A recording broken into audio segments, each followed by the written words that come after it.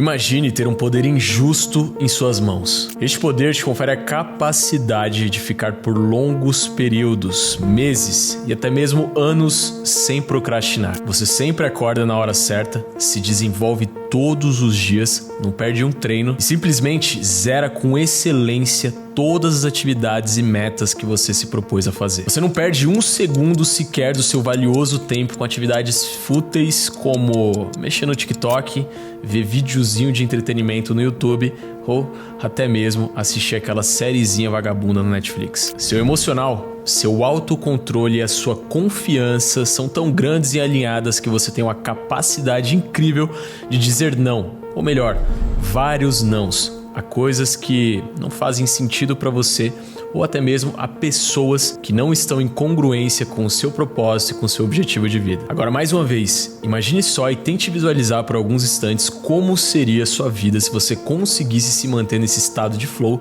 por longos períodos, digamos que por meses ou até mesmo por mais de um ano. Imagine como isso impactaria na sua vida. Que tipo de pessoa você se tornaria? O que você conquistaria dentro de um certo tempo? Ou ainda, em que carro que você estaria andando certamente daqui a uns meses? Você tem noção de que se você tivesse esse poder nas suas mãos, as suas conquistas viriam numa velocidade muito mais rápida? Bom, acredite, é esse poder que as pessoas acima da média possuem. Um poder que antes era comum a todos os seres humanos e que hoje, aquela minoria que possui esse poder ganha uma vantagem desleal e até mesmo injusta sobre todos os outros. Seja muito bem-vindo, muito bem-vinda. Mais um vídeo. Meu nome é Matheus Borges, eu sou empreendedor digital há 3 anos e há 6 anos eu venho numa jornada de desenvolvimento pessoal, buscando a cada dia ser uma pessoa melhor, não só no quesito financeiro, mas como em todas as áreas da minha vida. E no vídeo de hoje eu vou te mostrar 5 chaves que foram responsáveis por fazer com que eu conseguisse várias vezes me manter no estado de flow por longos períodos, evitando qualquer tipo de procrastinação e alcançando os meus objetivos de uma forma muito mais rápida. E bom, para começo de conversa, é preciso considerar que hoje a gente vive aquilo que já foi nomeado ou conhecido por era digital, ou melhor, como alguns especialistas ainda chamam, por era da abundância, onde a evolução tecnológica vem reduzindo brutalmente a margem de várias atividades essas que inclusive eram superadas, levando a um processo de comoditização e com isso promovendo uma transferência de riquezas sem precedentes. Mas como pode então, em plena era da abundância, haver tanta miséria, discrepância e até mesmo mediocridade? Isso não parece, no mínimo, contraditório? E bom, olhando a grosso modo, é contraditório sim. E parece até irônico dizer que hoje em dia é muito mais fácil você ganhar dinheiro e se tornar uma pessoa rica, bem-sucedida. Porém, se o problema não está no acesso a essas ferramentas que podem fazer qualquer indivíduo gerar riqueza, onde ele está? E a questão é que ao mesmo tempo em que a gente vive na era da abundância, a atenção e o foco das pessoas nunca foi tão fraco. Para você ter noção, esse aqui é um gráfico que mostra, ou pelo menos ilustra, isso que eu estou falando. Nesse gráfico, como você pode ver, a capacidade de desempenhar uma atenção, um foco em uma determinada atividade caiu bruscamente nos seres humanos com o passar do tempo. E o seu avô e o seu bisavô, por exemplo, provavelmente tinham uma capacidade de focar e um QI muito mais elevados do que o seu. Isso inclusive equivale a dizer que se fosse possível pegar uma máquina do tempo, resgatar o seu avô, o seu bisavô, através dessa máquina do tempo pro presente, eles teriam muito mais facilidade e conseguiriam construir riqueza numa velocidade muito mais alta do que você. E é claro, além das manobras do sistema que visam diminuir a inteligência dos indivíduos e ainda infantilizar o pensamento dos seres humanos em todas as sociedades, há ainda um outro fator que atua de forma mais direta ainda nesse processo de redução da inteligência populacional. E mais uma vez, contraditoriamente, esse fator é a própria tecnologia. Ao mesmo tempo que a tecnologia possibilita e capacita as pessoas a conseguirem ter acesso a recursos que vão gerar riqueza para elas numa velocidade muito mais fácil, ela também está prejudicando em muito a capacidade dessas pessoas de conseguir atingir esses feitos. E o principal recurso tecnológico que prejudica as pessoas são as próprias redes sociais. O próprio design das redes sociais ou até mesmo dos jogos frequentemente utilizam elementos que criam mecanismos de feedback positivo. E esses mecanismos atuam como pequenas recompensas que geram estímulos de prazer, onde o mais famoso aí é a liberação de dopamina, incentivando, é claro, os indivíduos a continuarem cada vez mais engajados com essas plataformas. E a questão é que nunca antes na história o cérebro humano foi exposto a uma forma de recompensa tão fácil, tão simples assim. Então, há cerca de 100 anos atrás, então não precisa nem voltar muito no tempo, mas se eu colocar aí, por exemplo, há 100 anos atrás, a pessoa, para ter algum tipo de distração ou para ter algum tipo de estímulo que pudesse gerar dopamina nela, ela precisava de alguma forma se esforçar para isso. E hoje em dia não é mais assim que acontece. Além disso, uma outra coisa que gera prazer no cérebro e que estimula a liberação de dopamina é a novidade. E por isso as redes sociais atuam fortemente na geração de novidades, fazendo com que você nunca fique sem um conteúdo novo, ou que sempre ao término de um conteúdo seja gerado automaticamente algo que esteja muito conectado com seus interesses anteriores, gerando sempre uma nova recompensa e um ciclo de engajamento e liberação de prazer infinitos. Então, com a sua inteligência automaticamente sendo diminuída pelo sistema, com o seu sistema de recompensa totalmente desregulado e desabituado, aquilo que era para ser apenas uma habilidade comum de todos os seres humanos, uma habilidade inata, natural, passa agora a ser uma grande arma na mão daqueles que as possuem. Mas a questão é, como adquirir esse poder? Como manter esse poder? Como elevar essa habilidade de uma forma consistente? E lógico, com isso, como conseguir ficar meses no estado de flow e sem procrastinação? Seria isso possível? E a resposta é que sim. Vencer a procrastinação é não só possível, mas como existe algo mais avançado que pode fazer com que você vença a procrastinação e entre no estado de flow, onde você vai se manter por longos períodos focado em uma espécie de modo monge. E esse caminho mais avançado e elaborado para fazer você chegar nesse estado de flow é algo que não depende de técnicazinha ou de algo pontual que você vai fazer hoje e que amanhã vai te gerar também um resultado pontual. Para isso, é preciso que você entenda que a procrastinação não é um mal em si, ou ela não é a raiz do problema. Na verdade, a procrastinação nada mais é do que um sintoma que revela uma série de coisas que estão desequilibradas, em desordem dentro de você. E para acabar com a procrastinação, e mais importante do que isso, entrar nesse estado de flow, você vai precisar seguir essas 5 chaves, que são pouco convencionais, digamos, e as quais eu vou te ensinar a partir de agora. Para começar, eu quero que você observe essa pirâmide.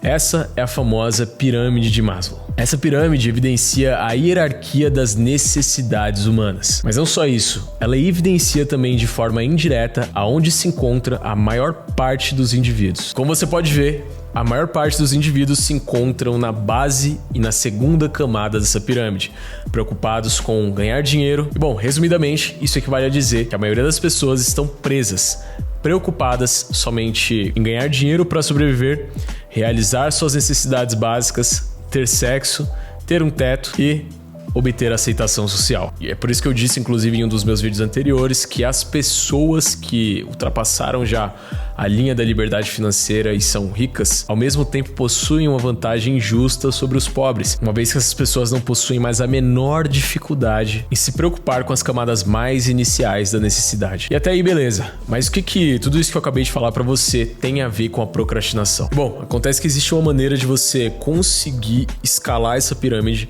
e sair dessas camadas mais iniciais aqui da pirâmide, mesmo que você não tenha atingido sua liberdade financeira ainda, e principalmente um aumento do seu nível cognitivo. Mas quando você sair dessas camadas iniciais, o seu foco agora não vai ser somente mais sobreviver ou ganhar dinheiro, mas sim conseguir desempenhar outras coisas mais importantes, como focar nas suas conquistas e ainda focar na resolução de problemas. E a chave para você dar esse salto se chama clareza. Uma das lições mais importantes que eu aprendi com o livro 7 Hábitos das Pessoas Altamente Eficazes foi: comece sempre com um objetivo em mente. Ou seja, você jamais deve começar alguma coisa sem ter um objetivo em mente ou sem saber o porquê que você está fazendo aquilo. E a princípio isso parece muito óbvio, mas a real é que a maioria das pessoas não sabem exatamente o que elas estão fazendo ou porquê que elas estão fazendo aquilo. Se chegar agora e perguntar para você se você quer, por exemplo, 5 milhões, eu tenho certeza que todo mundo que está me assistindo aqui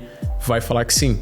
Pô, quero 5 milhões, me dá agora. Mas ao mesmo tempo, se eu te perguntasse por que você quer esses 5 milhões, talvez você travaria e não saberia me responder. E ainda, se eu dissesse que você só iria ganhar esses 5 milhões se você tivesse um bom motivo que me provasse que você realmente sabe o que você quer com esse dinheiro, eu tenho certeza absoluta que 98% das pessoas que estão assistindo esse vídeo perderiam 5 milhões na hora. E eu sei que deve ter gente nesse momento que tá discordando de mim e falando: Ah, Matheus, isso é mentira, porque eu sei o que eu faria com 5 milhões, quer ver? Por exemplo, com 5 milhões eu iria nesse exato momento comprar uma Porsche e depois iria comprar outra coisa, não sei mais o que. E aí eu te pergunto, beleza, mas por que você ia querer comprar essa Porsche? Você quer comprar essa Porsche porque é uma meta sua, é um objetivo seu, isso faz sentido pra você?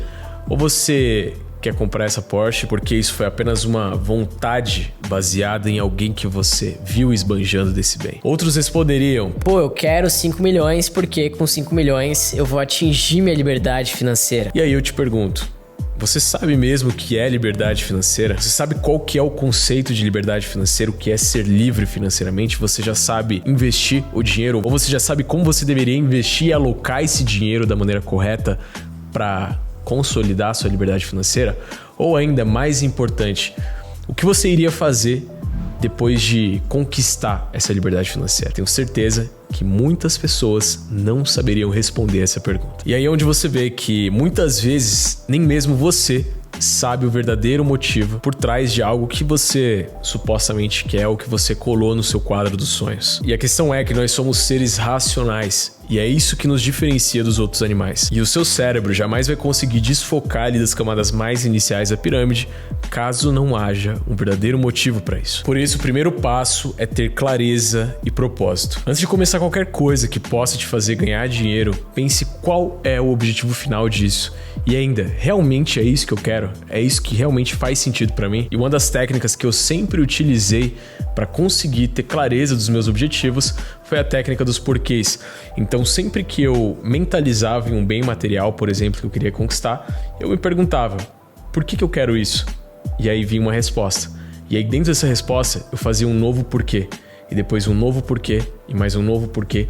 Até que eu chegava num ponto onde eu conseguia concluir se realmente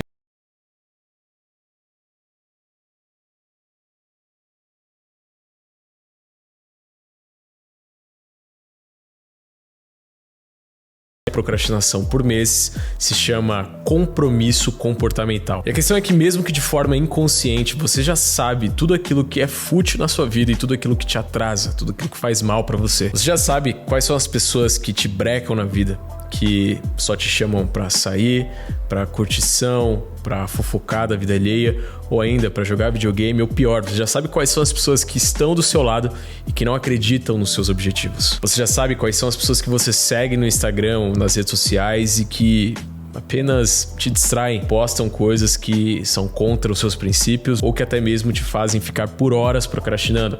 Você já sabe também quais são os vídeos que você assiste aqui nas plataformas e os tipos de conteúdo que não te agregam em nada. E ainda também você já sabe quais vícios você tem, te trazem muitos malefícios. E diante disso, o compromisso comportamental é uma técnica de autogerenciamento que se baseia no princípio de que, uma vez que você adquire consciência explícita e notória acerca das coisas que te fazem mal e que te distanciam do seu objetivo, e que ao mesmo tempo que você reconhece que você tem total controle e poder de decisão para dizer não a essas coisas, então você começa a estabelecer regras pessoais e compromissos para dificultar esses tipos de comportamento. Comportamentos esses que, óbvio, no final das contas vão te levar à procrastinação. E a técnica é muito simples, você só tem que fazer uma autoanálise e anotar ponto por ponto quais são essas coisas que hoje te fazem mal e em seguida estabelecer o compromisso com você mesmo de dizer não a todas elas. E esse compromisso, é claro, vai ser muito mais difícil de ser mantido inicialmente e é normal que você caia algumas vezes. Só que a disciplina é como um músculo. Quanto mais você exercita esse músculo, mais forte ele fica e mais fácil e automática fica a execução também. E bom, prosseguindo, no livro Deep Work, o autor discute o conceito de isolamento como uma estratégia poderosa para atingir o estado de flow, ou estado de trabalho profundo, citando inclusive o exemplo de figuras notáveis como Bill Gates e Carl Jung. Bill Gates, por exemplo, tem uma tradição chamada de Think Week, onde durante um período ele se isola em uma cabana no meio de uma floresta, longe de todas as distrações do cotidiano, onde ele tem pouquíssimos recursos nessa cabana e onde o objetivo dele é sentar numa mesa mais simples do que essa, passar por longos períodos focado e pensando e estudando novas soluções para um determinado problema que ele está muito empenhado em resolver. E é aí onde entra a terceira chave, que é o que a gente chama de Deep Work. E o conceito de Deep Work nada mais é do que um conjunto de técnicas de produtividade que permitem com que você aumente a sua produção, criatividade e eficiência em até 15 vezes. E esse método, conhecido como Deep Work, sempre foi utilizado de alguma forma pelos maiores gênios da história e pelos grandes bilionários. Claro, cada um com suas particularidades, mas todos eles seguindo as 7 premissas do Deep Work. E a primeira premissa do Deep Work é: estabeleça rituais de trabalho. Você não precisa fazer como Bill Gates e se isolar em uma floresta, até porque pode ser que seja muito difícil você fazer isso hoje, mas esse é um exemplo de ritual de trabalho que ele executava. E o mais importante para você definir um ritual de trabalho é você, primeiramente, estabelecer o seu local de trabalho, o local que você vai sempre realizar determinadas atividades que vão te levar ao objetivo maior, e estabelecer também uma rotina de pré-trabalho, que vai ajudar o seu cérebro a identificar que alguns momentos depois você vai entrar em um período de concentração. A segunda premissa é o ambiente controlado. É muito importante você se certificar de que o ambiente à sua volta esteja o mais livre de distrações possível e principalmente que ele esteja organizado. Lembrando que o seu mundo exterior muitas vezes impacta diretamente no seu mundo interior. A terceira premissa é: tenha metas claras. E aqui ele já puxa um gancho para a primeira chave que eu falei aqui inicialmente com você. Jamais comece algo ou execute uma ação sem saber qual que é o resultado que aquela ação que você está fazendo pode te gerar. Isso vai fornecer para você uma direção e um senso de propósito muito maior. Quarta premissa: evite superficialidades. Conscientemente, evite a realização de atividades que possam dispersar o seu foco. Até mesmo quando essas atividades parecem ser importantes para você, como por exemplo, checar o seu e-mail ou checar o grupo da sua equipe, o seu grupo de trabalho. Entenda que a multitarefa é inimiga da produtividade, que cada vez que você desfoca de uma atividade para focar em outra, o tempo que você demora para focar novamente nessa atividade qual você estava focado anteriormente é muito maior. E há sim um gasto de energia para isso. Quinta premissa: a prática deliberada. Sempre foque inicialmente em tarefas que vão te tirar da sua zona de conforto. É muito comum as pessoas começarem ou priorizarem sempre aquelas tarefas ou aquelas atividades as quais elas têm mais afinidade, as quais ela vai executar ali com mais facilidade e com mais conforto ou sem grandes esforços. Mas a questão é que essa é a pior coisa que você pode fazer. Deixando mais difícil para o final, é bem provável que você procrastine e que você nem execute esse difícil, quando na verdade o mais difícil é o que vai te dar mais resultado. Sexta premissa: feedback constante. Sempre busque um feedback sobre o seu trabalho e nem que seja um auto-feedback, ou seja, sempre busque analisar como você pode melhorar constantemente aquilo que você já faz, mesmo que não aparente algo a ser melhorado. E sétima premissa: hobbies e atividades de lazer fora do ambiente de trabalho. É muito importante você ter um momento de descompressão para você recuperar a sua atividade cognitiva. Só que também é muito importante você considerar o conceito filosófico de lazer. E dentro desse conceito filosófico, você ter um lazer não é simplesmente você fazer aquilo que te dá vontade ou você fazer uma coisa que vai te distrair. Você tem sim que ao mesmo tempo buscar algo que vai te gerar um alívio, mas isso tem que ser intencional. Não adianta você achar que, por exemplo, beber pra caramba ou encher a cara é um tipo de lazer ou um tipo de descompressão, quando na verdade esse tipo de atividade, por exemplo, não vai aguçar sua criatividade e muito menos promover a recuperação cognitiva. E aí, prosseguindo, muito provavelmente você não sabe, mas o foco e a atenção plena são defendidos pelo grande e renomado psiquiatra Daniel Goleman em um dos seus livros mais famosos, O Foco, como um dos fatores primordiais ou como a habilidade mais importante que o indivíduo pode ter para conseguir atingir o sucesso. E dessa forma, Daniel Goleman conseguiu provar que a melhor maneira de você desenvolver a atenção plena e o seu foco seria através da meditação. E a meditação é a quarta chave. Ray Dalio, por exemplo, fundador da Brightwater Associates, uma das maiores empresas de investimento do mundo, é um defensor assíduo da meditação transcendental. Um grande bilionário que também defende muito a prática da meditação e inclusive já evidenciou várias vezes como a meditação ajudou ele a manter a clareza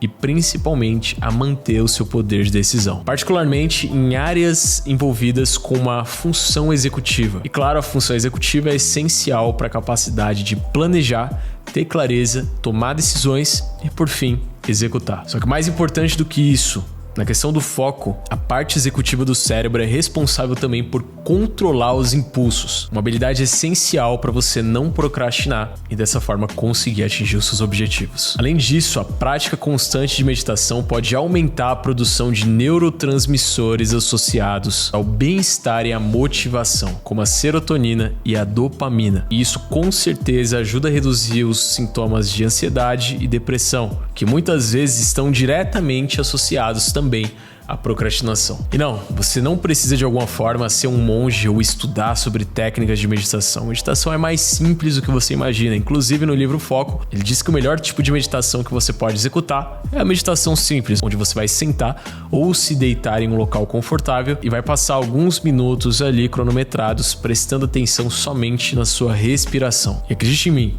apenas 15 minutos por dia, como eu costumo praticar todas as manhãs há muito tempo, já são mais do que suficientes para te trazer todos os benefícios que essa prática entrega. E por fim, para atingir grandes objetivos é preciso saber que um grande objetivo nada mais é do que o produto de vários outros pequenos objetivos somados. No entanto, além de você saber dividir um grande objetivo através de uma técnica que eu chamo de técnica do fracionamento, onde você nunca vai focar especificamente no objetivo final, mas sim na próxima meta a ser concluída, a qual vai fazer parte da soma para a concretização desse objetivo final, é preciso que você saiba também se recompensar ao longo desse caminho. E aí onde entra a quinta chave para você acabar com a procrastinação por longos períodos, que é a técnica das micro-recompensas. A técnica das micro-recompensas é uma técnica muito eficiente para manter a sua motivação e evitar a procrastinação por longos períodos, porque através dela, basicamente você vai se recompensar todo dia de uma forma consciente diante das atividades e dos obstáculos que você for superando. E essa técnica se baseia em você se auto-recompensar ao final de cada tarefa realizada. Eu sei que isso pode parecer um pouco confuso, até difícil. Como assim eu vou me recompensar, eu vou comemorar, eu vou fazer algo que eu gosto ao final da execução de alguma tarefa?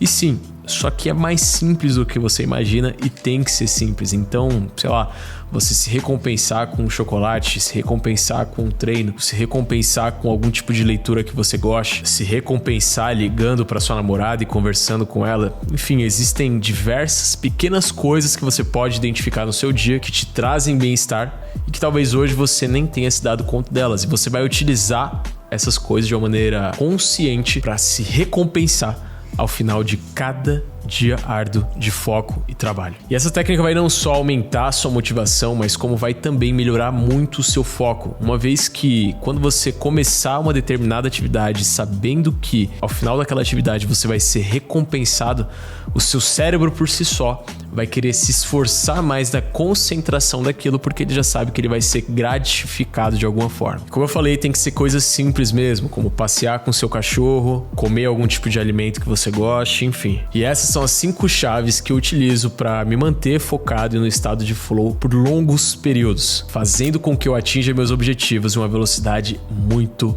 maior. E se você chegou até aqui nesse vídeo, meus parabéns, porque agora eu tenho certeza que é só questão de tempo para você internalizar tudo isso que eu te ensinei e começar a aplicar o quanto antes. Eu espero que o conteúdo do vídeo tenha ficado claro para você, que de alguma forma isso possa agregar muito mais à sua vida. E se você acha que esse conteúdo pode ajudar outra pessoa também, compartilhe agora, deixa aqui seu like, deixe seu comentário e não se esqueça de se inscrever aqui no canal. Afinal de contas, dessa maneira você vai acompanhar aqui todos os meus conteúdos e com certeza isso vai agregar muito para a sua evolução. Então um abraço, eu te vejo no próximo.